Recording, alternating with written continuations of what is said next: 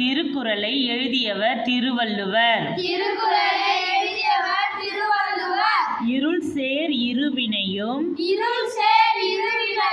சேரா இறைவன் பொருள் சேர்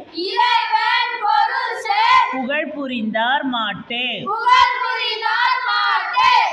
திணை துணை நன்றி செய்யினும்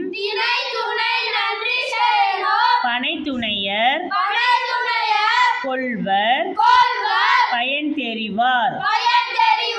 அழுக்கார் உடையான்கண் ஆக்கம் போன்றில்லை ஒழுக்கம் இல்லான்கண் உயர்வே. பொய்மையும் வாய்மை இடத்த குறை தீர்ந்த நன்மை பயங்கும் எனின். உடையார் முன் இல்லார் போல் எக்கற்றும் கற்றார்